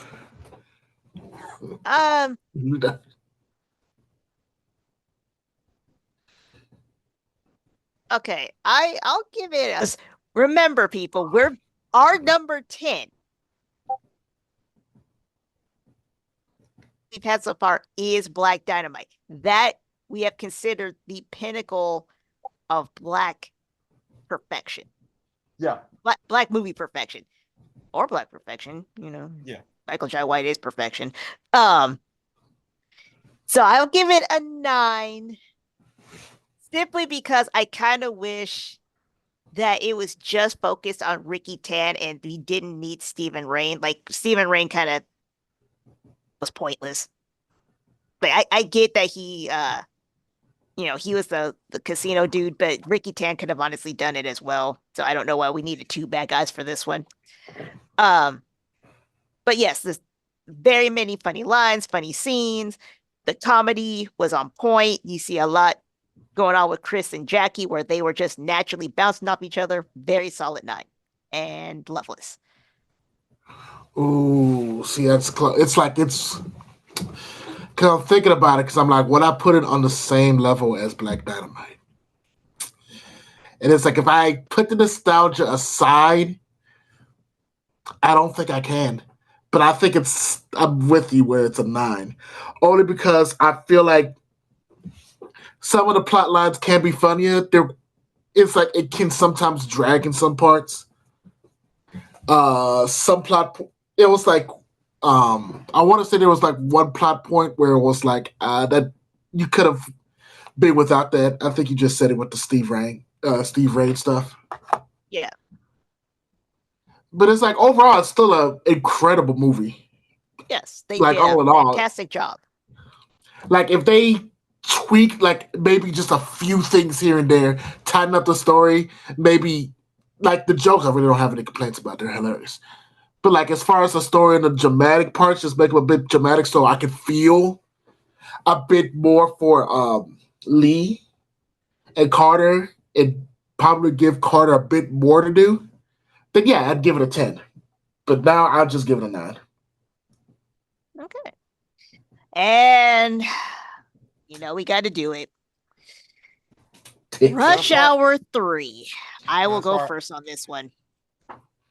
I'm going to give this one a 3. Ooh, you're nicer than me. is because it's one of those movies where the potential could have been there, and I see it. Like I see what they were trying to do. Like the whole thing with Kenji, like that could have been interesting, but it wasn't. The fact that they had to go to France to save a French woman, that could have been interesting, but it wasn't. Or it was interesting, it just didn't make any sense. So even the way that they open with their joke about how Carter shot Isabel, not as funny as you think. Like they tried to make that funny, but it wasn't that funny. And I think that particular joke kind of ran too long by explaining how her eye was droopy and she works at, and Chris Tucker says it wrong. It's El Pollo Loco, not El Polo Loco. Sorry, I'm a West Coast person. I know the restaurant. It's El Pollo Loco. Um, the jokes were hitting the same way. And I give it a 3 also because you hear Jackie Chan sing, and that is a very special treat to hear him sing. Because, fun fact, he also sang the Chinese version of I'll Make a Man of You from Mulan. So, he is a certified professional singer. So, 3. Loveless. Honestly, I give it a 5. Ooh. It's like, my main thing is that it's just forgettable. Like it's bad. I do think the story is awful, but I do think the jokes kind of save it for me bringing it any lower than a 5. But it's like overall, it's forgettable. Like I'm pretty sure as soon as we're done here, I'm going to forget about it. Outside of the you joke, which by itself gives it a point. The you me him joke. Yeah, just the master you joke is just masterful. But it's like, there's also a couple other jokes in there that are also really funny. But it's like, overall, it's just kind of mediocre, average. I don't really have whatever at the end of the day. Mac? I would have gave this film a 0, but I am nice. But there are 2 things that make this film and to make this film where I got a good to put it at. Yes, Loveless is correct. The joke of me, you, him is funny, so that gives it a 1. Now, I'm a little bit more stricter with comedy. Now, you can have one joke in your film that doesn't automatically. So, look, I'm a salty bitch. Comedy is hard, and when you make me laugh hard once in the film, you have failed. I'm sorry. That is 1. Now, the only reason I agree with this that this is getting a 2 is because Jean Vier, and that woman is hot as fuck, and she was hot. So I'm giving this film 2 Jean Vier wigs. Oh, yeah, she was wearing wigs. I forgot about that. I forgot she was wearing wigs. Yep.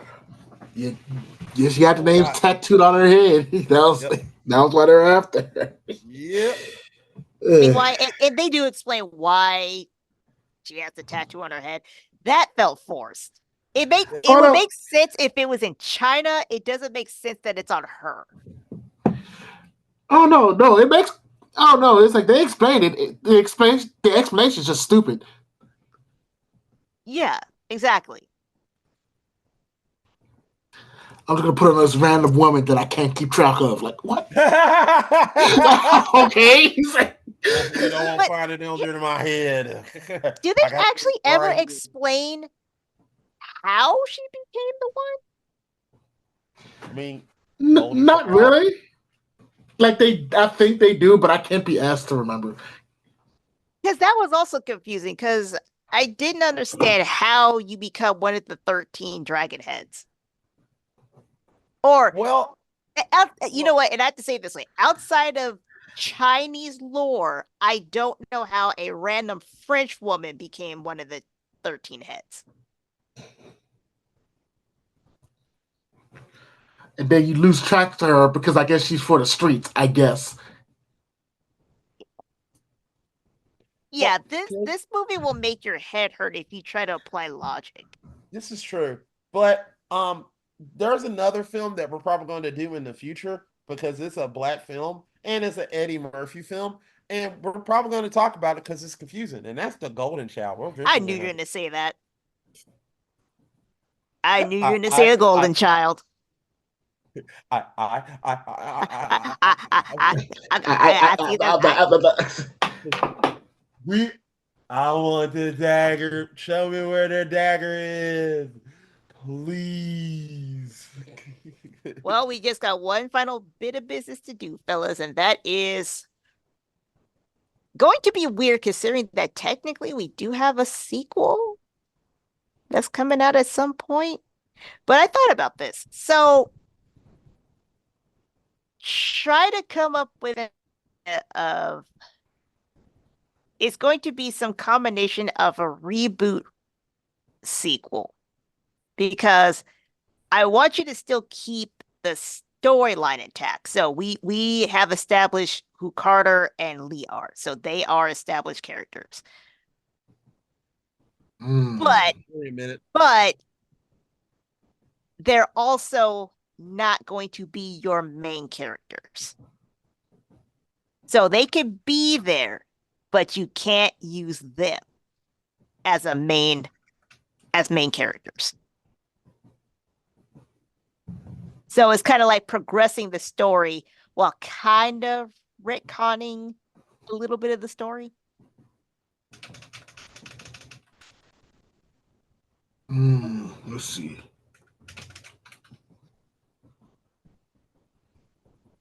Just give me like a few seconds. Mhm. I gotta get an actor. Hold on. I know exactly who my cast is. I just need to know. I was like, sheesh.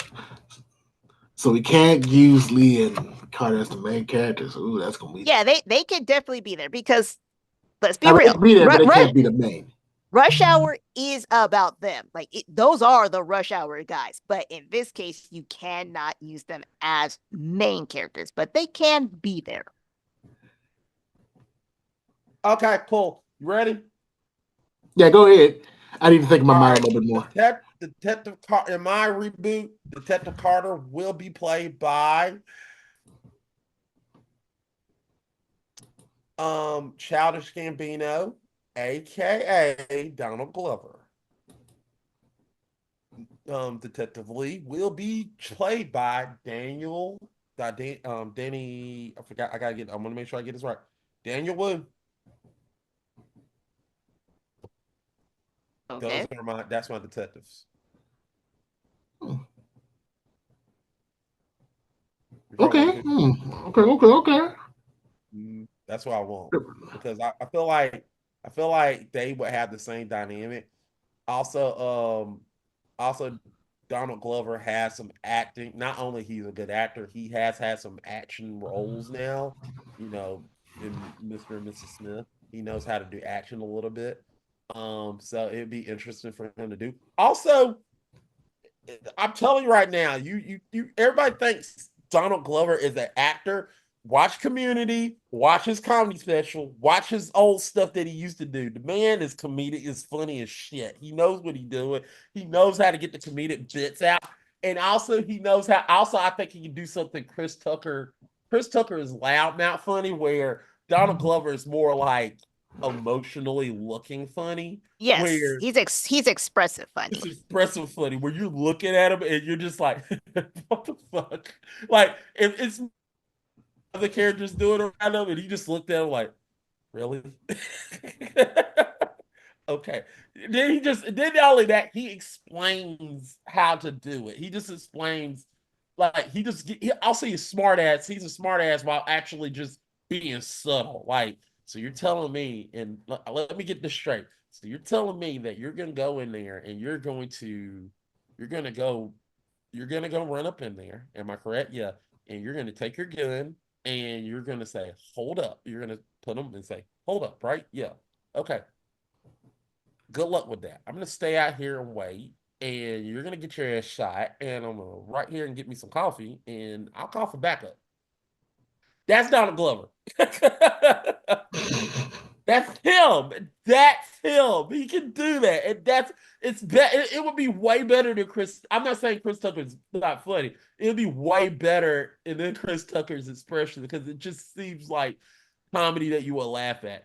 And Danny Wu, he is funny as well. Also, I'm not saying that because he's a martial artist, but if you saw Into the Badland, the man is very fun and very interesting. He also is a great actor. He also can fight, but he also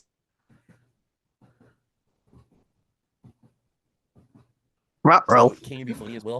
And if you put an extra look off of him, he could get the energy off of him and be funny. Oh shit, my internet fucked up, did it? Yeah, a little bit. A little bit. Yeah. But that's the reason I picked those two. Okay, but what's your actual plot?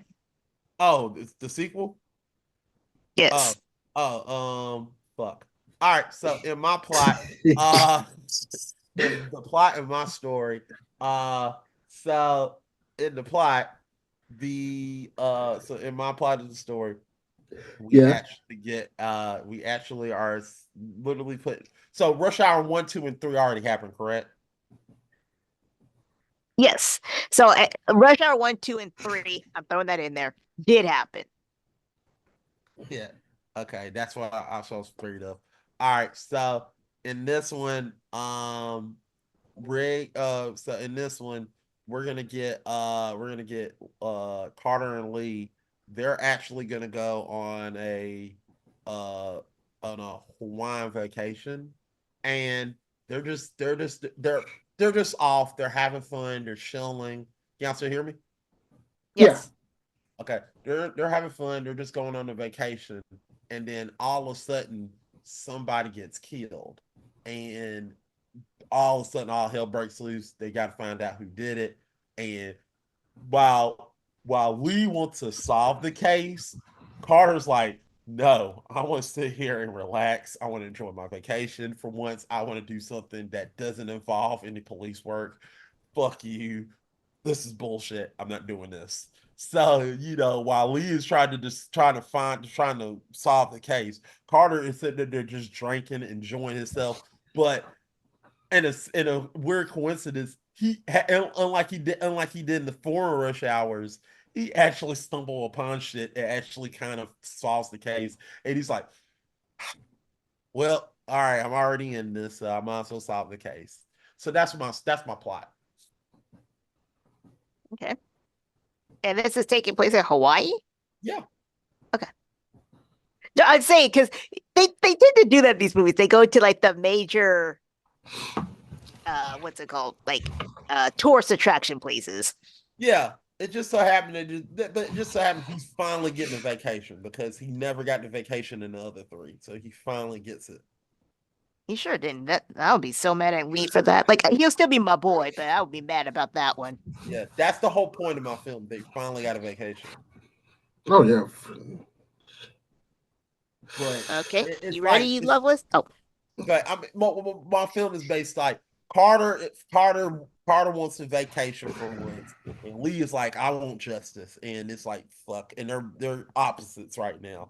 That's the whole point. Like one's trying to help, and one's trying to just like fuck it, leave me alone, let me enjoy my vacation. you ready, Loveless? Oh, also for some odd reason, I want to put Salma Hayek in my film. Oh, I can think of 2 very big reasons why you would want to do that. Because she's hot as hell. Yeah. There's other 2 reasons. Very 2 large reasons.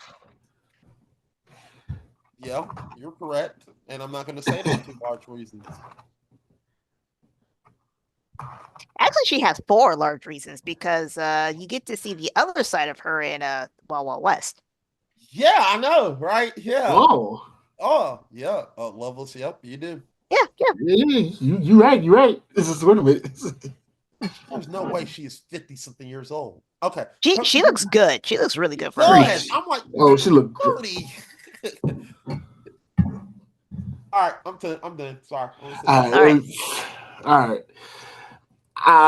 So here's what I'm thinking.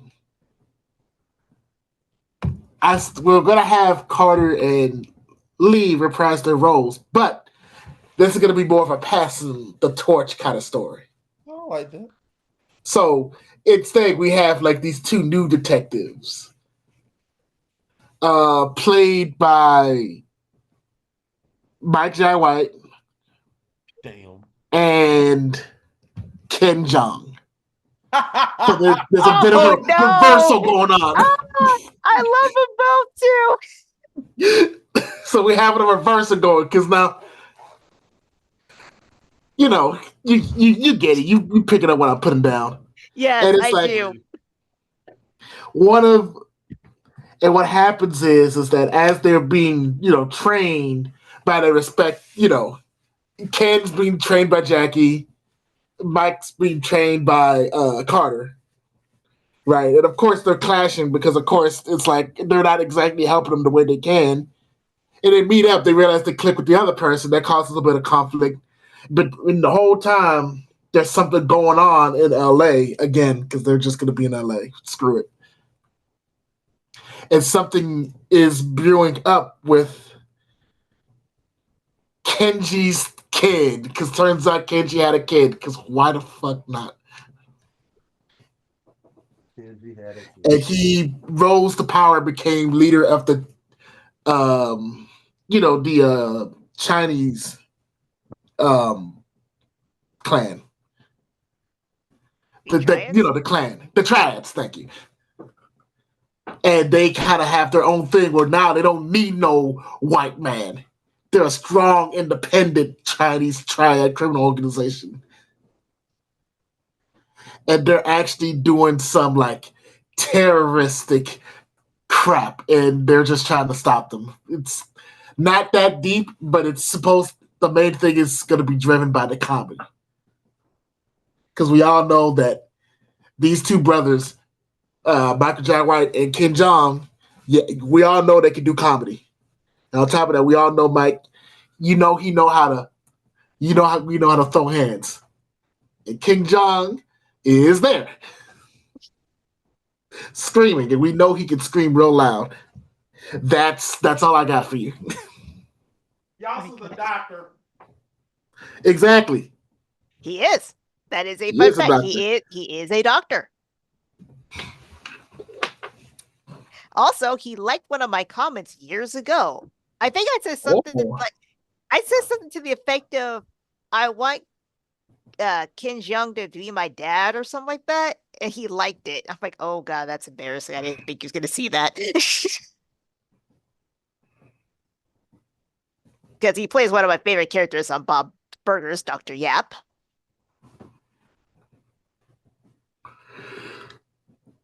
Oh my gosh.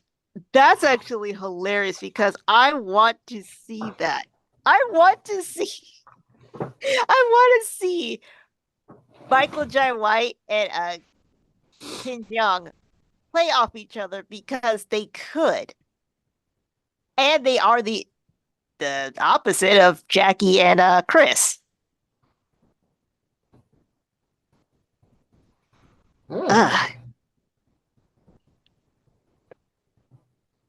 But Donald Glover literally doing his shtick would be funny as hell too. I know, and I actually like the idea of having Donald Glover because I like yours is more of a subdued version of Rush Hour. Actually, kind of it can feel serious, but it also is funny at the same time. Also in mine, Donald Glover's directing, so you know it's going to be good. Are we turning this into Gamer Grudge?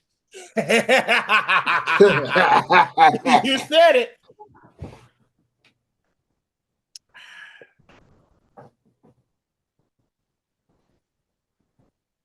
Okay, if we're going to turn this into Gamer Grudge, describe your big action scene with these characters? Oh, you son of you fucking God! You could well be lovers will bring it. Okay, let me see. So I'm thinking they're on a bus, like one of the tour buses. It turns out they get on, and it's like, turns out there's no tourist here. It's nothing but the triad. So King Jong, Ken Jong, not Kim Jong Un, Ken Jong ends up. No, you would have automatically lost there. Oh Lord have mercy!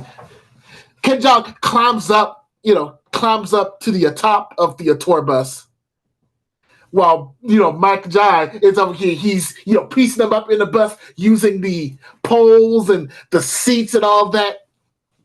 Kicks a guy so hard he goes out the back. Meanwhile, King Jong Un is like trying to fumble himself around, and it's one of those cases where he makes them hit themselves and cause them to fall down, like off the bus as they're on the top. Meanwhile, at the same time, during one of these, somehow they end up accidentally taking out the driver. And now the bus is starting to careen out of control. So now King Jong has to somehow figure out how to keep the bus steady while also making sure that they give enough room so they can fight and not hit anybody. And that's the scene. That's all I got for you. Okay. Mac? All right, bet. So in Hawaii, you got those lifts that goes to the mountains. So think about this. They're going on a lift and they're coming down from they're coming down from a lift and they are going up there to go confront a person. But as they're going to the station, because the person's at the station, when they try to go confront them, the station blows up. And they look at each other and then picture this. Donald Glover with that look of, what is it? The lift is gone. No! No! So the lift is going down and they're literally about to die. And Danny Wu and then Carter's literally trying to figure out a solution to get him out of it. So he's grabbing the cord, and Donald Glover is like, "Now, Rodney, this is gonna be rated R." And he's like, "What the fuck are we supposed to do? We are going to die. I don't know how the fuck we're gonna figure out a way to get out of this." Carter, Lee, there's no chance we're gonna survive. We are dead. This is not. We need to start praying to God. I don't know who you're gonna pray to, but I know one thing. I need to know where I gotta go, where I'm going in life, because I know we're dead for sure. And he's like, "Look, I found a way to get out of here. Just grab the rope. Look, I don't give a fuck what you're trying to do. We are already dead. There's no chance that we're gonna make it. Follow my lead. We're gonna get out of this." So he literally grabs. He does the little thing. Remember what happened with the Moonraker, where Bond literally uses coat to ride the rail down to the ground. So Lee does the same exact thing. Picture that with Lee. Picture Lee doing that, falling down the rail while there's an actual explosion at the top of the building, and you're seeing fire come down, and then you're seeing Lee, you're seeing Danny Wu just sitting there calm as hell, with Donald Glover just he's just looking down oh! There's it's just his expression does it all. He is sliding down there, and that's why interesting. Okay. Next question. Who's your leading lady and what does she do?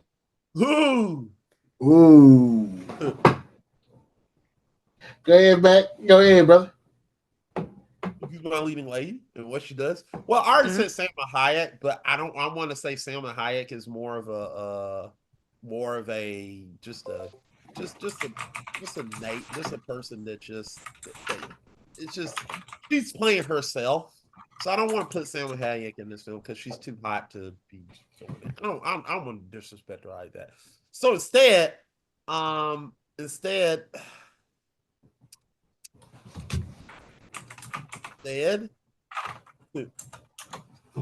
really want Loveless to go first because he's gonna find a way to top me. But fuck it, I'm going all the way to top. I'm getting Sydney Sweeney, bitch. Fuck you, Sydney Sweeney. I'm actually gonna use her.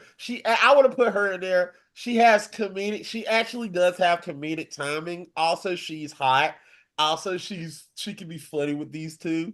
And I think what she does is she's a spelunker. Yes, I said that she's a spelunker. So if we put her as a spelunker, if you don't know what a spelunker is, that's a person who dives into the sea and goes searching for stuff. So if we do so, think about this, people. Spelunker, Sydney Sweeney. Yes, we're gonna see a lot of Sydney Sweeney in bikinis. Cha-ching! We're getting horny teens in my film. Also comedic. Top that, Loveless. Whew, baby. I swear to God. I think I'm gonna go. We're gonna go Tiffany Haddish, right? And she's gonna be. Bitch, that's wrong. We're gonna do Michael Jai White's sister. Oh, Who like comes, who of course belittles him as he's doing it because she's like over here like, hey, I need like $5. Hey, I need this, and that. No, you can't abandon me because when our dad left, you said you're gonna take care of me. Like clearly taking advantage of him. Hey, you picked the funniest person, funniest hot girl. I was like, I had to. I just thought of the first one that came to mind. I would have picked. I would that's the only way. Okay. So each one of these movies also has that one random character that is more or less an informant. George wasn't really an informant, but he kind of fit that mold. Who is your informant in the in your movie? Loveless. Mm. Oh, I'm like Loveless. Oh, yeah, No, Loveless go first. I'm saying. Oh yeah, now, I ain't acting in no movie yet. So when you think about the informant, we're thinking about someone who can like carry while not overshadowing, you know. And I think someone who would be a really funny and great informant is Ice Cube. Oh my gosh. But like he's running a barber shop because you gotta have the callbacks, you feel me? So Michael's like, I'm gonna talk to the barber because he has eyes on the streets, and he's like, man, I ain't no snitch, you can't do that. But it's like, trying to convince him and all that. They let him know about where the triads are going and where, the villain's going and everything. That's what I got. To say fuck you, at first to say fuck you, I could have just said 50 Cent, but I'm more mature than that. I'm picking Will Forte. Oh. Will Forte is my informant. He's funny. He has comedic timing. He also can be awkward as fuck. It's just like Mr. Bean and Never Say Never Again, where you don't expect him to be working for the MI6, but he is working for MI6. That's what I want. You don't expect Will Forte to just steps up and say, "Yeah, I'm an informant, dude." You totally look like an informant. No, I'm not an informant. He's doing this MacGruber shtick. He said that they're doing all this stupid shit. He's like, I really, what I picture Will Forte is this country hick that's in, you got country hick that lives in Hawaii. So he's that country hick that lives in Hawaii, and he just like he said, "You're an informant, aren't you?" I'm not an informant. I'm telling you, I'm not a fucking informant. Fuck you. Get the fuck off my property. But you're totally an informant. Now, picture Donald Glover interacting with Will Forte. The banter would be hilarious. That would be. Mwah. I should be a comedic writer. Okay. Final question.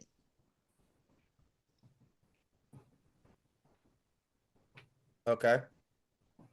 I'm trying to think of how to say this because this also appears in all of the Rush Hour movies. Oh. Write your funniest racist joke.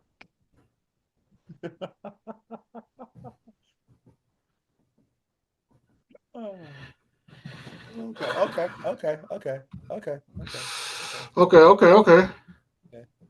And this could tip it over because if you can make me laugh with your funniest racist joke, that's kind of the heart of Rush Hour.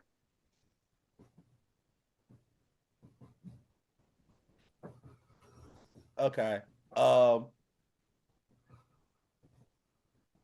Look, I love The Rock. I just want to let you know that, and I love Young Rock. I just want to put that out there. So I don't hate you, Rock. So forgive me if you're watching this. But no, hold on. Wait a minute. Okay.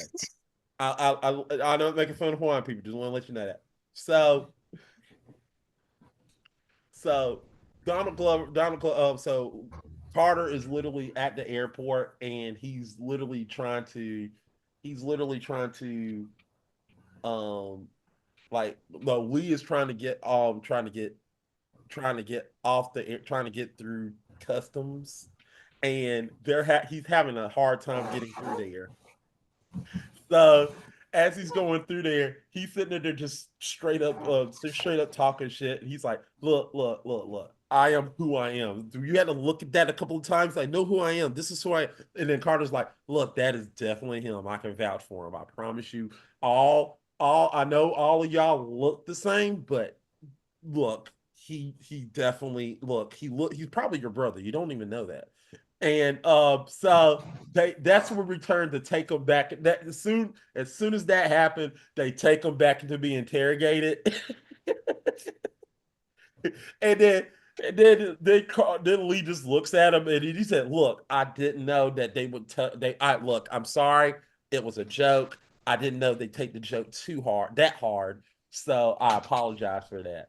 But it was funny, wasn't it?" And he's like, "No, it wasn't funny. We're in jail because of this." All right, look at this. Look at it like this. Look at it like this. All right, look. There isn't. Look at it like this. This is like not the old days. They're not going to be Samoan people trying to daggone put spears through us and then daggone just try to roast us in the middle of a fire and try to cook us and eat us. They're not doing that shit anymore. They're not cannibals. All right.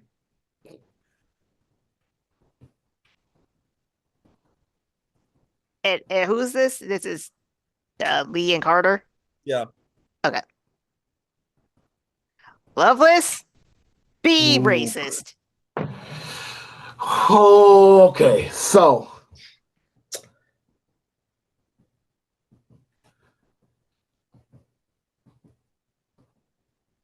this is the part where they're bonding. Like Ken Jeong and Michael J. White, they're trying to bond, so they try to figure out, hey, I want to go get something to eat. So they go to a taco truck, right? Oh, you son of a bitch. But it's like the taco truck. The old joke. This man, it's like, of course, it's a Mexican hat, but like the man, like of course, the Hispanic man is like completely normal. But Ken Jeong's like, it's okay, I speak the language. So he's like, so he's over here just like, hola, señor. Me gusta Ken. I was like, brother, I speak English. Of course you do. Can I get 2 tacos? And I'm sorry to picture him saying that. I was just like, his hands on that Jake just like doing this. And it's like he's trying to make our conversation. He's like, yo, like, what do you think about that Despacito? It's like, yeah, I have a question. Like, when you guys have the sombreros, right? Like, is that like, does that actually help you guys in the sun, or is that just more of a race thing? Damn it. I don't like going first. That's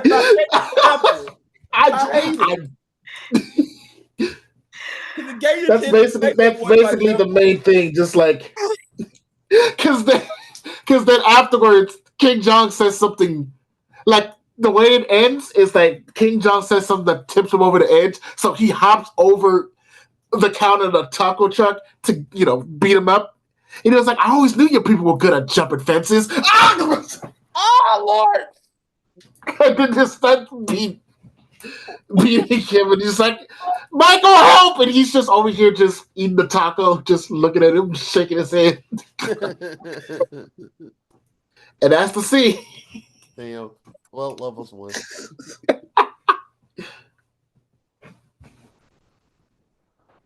Hey, I was trying to give it to you, Mac. I really was. I was trying to give this one to you. But that joke was funny. That Yeah, joke, I thought my joke was my joke. I Oh, thought your my joke- joke wasn't that funny. your joke is funny. But my only gripe with it is there's a reason why I asked if it was between Lee and Carter. Yeah. I wanted to put a Samoan in there, but the end of the joke would have been like a Samoan came in there when he was a Samoan came in there and he would have said, "Holy shit, Samoan Joe." But I wanted to say that, but you didn't probably know who Samoan Joe was. Oh, I know who Samoa Joe is. I would have said that. Holy shit, Samoan Joe. Then Florida would have looked at him like, "Fuck." But that it's not that your joke wasn't funny. The only problem I had was you put the focus on the wrong characters.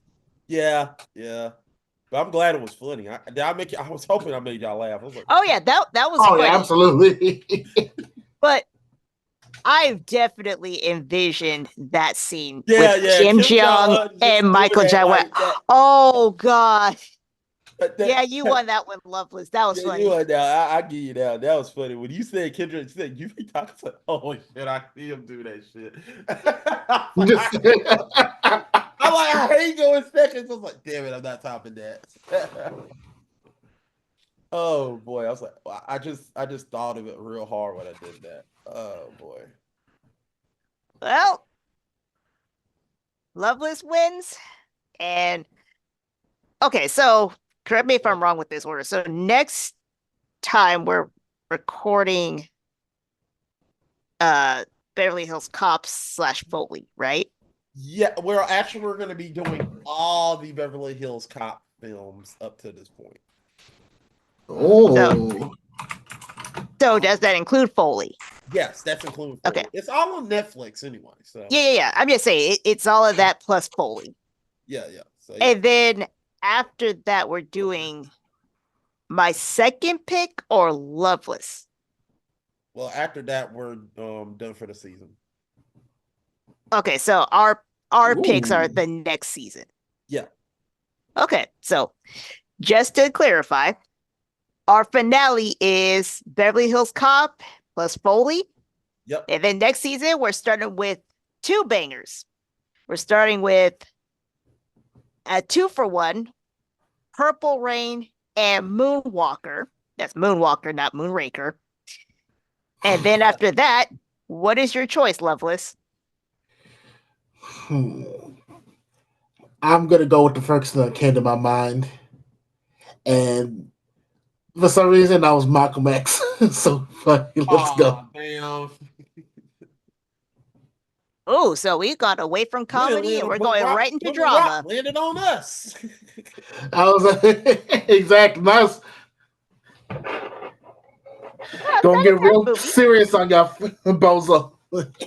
It's not a bad movie, and It Denzel isn't, is actually Denzel actually honestly does look like Malcolm X. He does. He does a great job. He's amazing in that movie. So stay tuned, and I'm gonna pass it off to Loveless to take us out. Yes, sir. What am I doing? You're ending the stream, or you're ending the show. Got it. All right, fellas. So as always, thank y'all so much for over here tuning in to Black Film Talk. Make sure y'all check us out next time when we talk about what was it? Beverly Hills Cop is what the next one for next week. Beverly Hills Cop and Next Foley. time. Ed Foley. Got it. Yes, sir. You can tell I was absolutely prepared to end it. Yes, sir. But for y'all, thank y'all so much for watching. Your support and everything means a lot to us. And we shall see y'all next time. Like, comment, subscribe, all that good stuff, whatever. Bye. Bye. Excuse me. Yes. Bye.